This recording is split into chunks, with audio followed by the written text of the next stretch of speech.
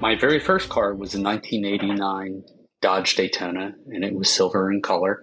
And my dad purchased it for me with the hopes of my grades improving, which they certainly did for a time. I thought it was a neat car, probably because of a couple things. One, there was a TV show on at the time called Hunter, and they had a Dodge Daytona. Two, it had pop-up headlights, which I was a huge fan of. And three, it had a speedometer that went to 120 or 125, which at the time made me think, hey, this car must be able to go that fast. Believe me, it did not. So if I had to describe the smell of one of my cars, what would I think of? That's a great question.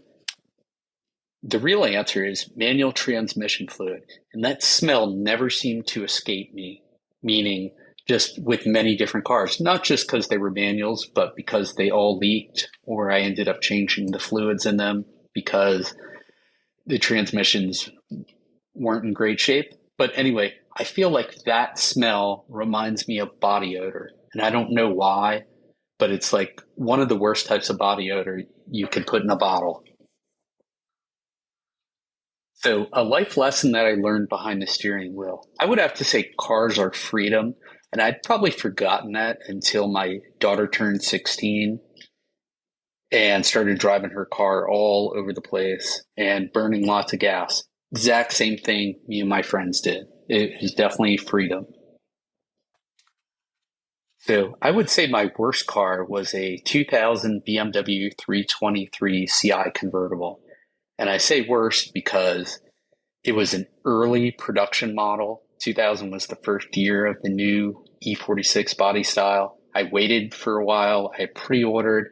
I ended up taking one off the showroom floor, which was probably a very pre-production. And that car just had problem after problem after problem. I probably could have traded it in on the lemon law, but I opted to let them extend the warranty. Big mistake because the car just kept having more problems. Ultimately, I sold it. Did I ever buy another BMW? I can't say no. Will I ever buy one again? Probably not. So, what was my best or worst road trip mishap? I would say the worst one, and now that I think about it, I can think of two tied to this car. One was with my Jeep CJ7. I think it was the early 80s. It was just beat up, rusty. I was driving one night. I had to go to, actually, I had to go to work one night, and it was about 45 minutes away. I went to the gas station, filled up, pulled the light, the switch for the light switch was one of those old school pull out ones, and the switch fell out in my hand, or the plunger, if you will. So that didn't work out very well. The other time was in that same Jeep where we were driving home from being out, several friends behind. My one friend was the designated driver, and we're at a stop. All of a sudden, we go, and I hear the car go bang, bang, bang, bang, bang, bang underneath. Turns out that the drive shaft broke, and so the drive shaft was just spinning. So parked it on the side of the road. I came back the next day with some tools. I took the drive shaft out, and then I just drove it home with four-wheel drive, keeping in mind it was only driving the front wheels. So a song that was always on my car's mixtape or just always on, I would say Silent Lucidity by Queensryche or Plush by Stone Temple Pilots. Silent Lucidity for two reasons. One, I think graduating high school in 1991, I'm assuming that song came out then, but I remember hearing it at our prom. And a good friend of mine played that a lot in his car. Also, Plush by the Stone Temple Pilots. Same story of the latter. Good friend of mine played that all the time in his Nissan 300ZX. So, if money was no object, what three cars would I have in my dream garage? So, I would say a twin turbo version of my 300ZX, along with certainly the money to maintain it. A FD, or if you will, last generation of the Mazda RX-7, and my DeLorean, which I already have. So I am one third of the way there. So, do I believe that cars have souls? I don't know if I would say that, but I would say the memories of cars can spark dreams, if you will. And I have a great example of that. I had a good friend in high school who had that 1990 Nissan 300ZX that I always wanted, and a car like his. And ultimately, he ended up wrecking it. But I wanted to figure out how to afford a car like that. It was probably $30,000 brand new in the early 90s. And I didn't know how I would afford that car. So it ultimately drove me into my career, which was kind of funny reading the want ads, as they called them back then, or jobs section in the newspaper. And I found a job that paid 31,000. I just needed to get some training. And at that time, it was on Novell NetWare, which was an early file and print server, if you will, kind of early networking before the internet came to rise. And so, flashback probably 30 years later, I never bought the car. I found out, sadly, that my friend had passed away. We had lost touch. He had passed away many years before. And just thinking about him and the car brought back a bunch of dreams. And literally, when I would travel, I just kind of have a weird dream. And I dreamed about him, and I was pretty close with his family. It was like their home was like my second home. And all of a sudden, I remembered the Z I never got purchased. And lo and behold, I found a Z. I probably pulled the trigger too quickly and should have looked at more.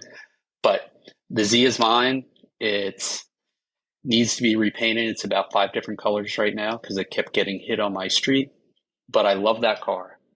And I had never driven a Z, let alone his, until I drove my Z. So it's very special to me. So what's the most underappreciated car I've ever driven? I would say for the time, it was my 1989 Nissan 240SX. It didn't have a lot of power, but it handled wonderfully. It was very well balanced. Didn't have a lot of feel, if you will. Nissans were kind of known for, at the time, for their steering being kind of dead or vague, if you will. But the car tracked amazingly. And of course, these days, having that car, those cars are worth so much money if you find a unmodified, unmolested one, just because they're so desirable for drifting and really all things JDM, Japanese domestic market cars, to the point that people actually import them from Japan to drive in the United States and elsewhere. So what's an automotive smell, sight, or sound that instantly brings me back? I would say it's the door open or key left in the ignition sound of my Nissan 300ZX.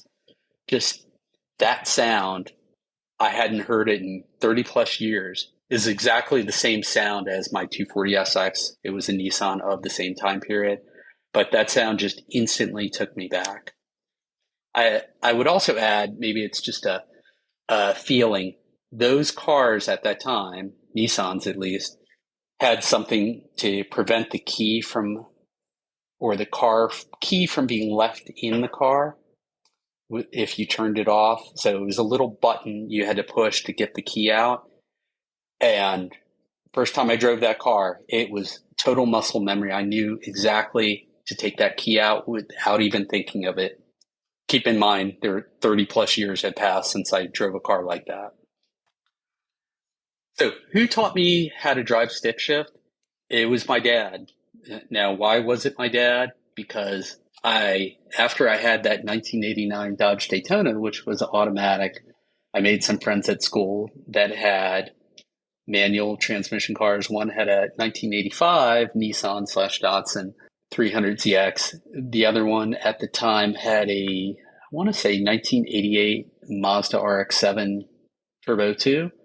And their cars were stick shift. It was just how involved they were in the process of driving the car, how more connected they were. And I had to have a stick shift car. I ended up buying a 1986 Mazda RX-7, which was the first year of that body style. I think it was the FC. And that was a stick shift car. That was the car I learned to drive stick shift on. And it's still muscle memory to this day. And my dad taught me how to drive, so it's very special to think about those times. So, what upgrade or mod would I never do to a classic? This is a great question because I really do like the electric power steering that I added to my DeLorean. It really makes the car like a different car, like a more modern car to drive. But I've really never done any other mods to my cars. And my advice to people, including myself, would be just make sure you can easily undo the mod if you think you're going to sell the car for some point or it would have some significance to a future owner. For the last question, which automotive invention do I think has changed driving the most? I would say semi-autonomous driving, call it auto cruise, call it self-driving, call it autopilot, if you will. That has changed driving for me tremendously because I used to hate sitting in traffic. I'm so much calmer in traffic now. In fact, if I'm in a lane and somebody's trying to speed up or getting too close to me, I just move over. And it's really enabled me to go on trips, a lot more trips than I used to like. Because if I'm stuck in traffic, I just put it in autopilot. In fact, I will purchase the supervised FSD. It's $100 a month or so. When I'm going on a trip, it's good for 30 days. And it just makes my life so much easier to the point that I drove up to Long Island and back on one day. And really, I didn't break a sweat for the most part.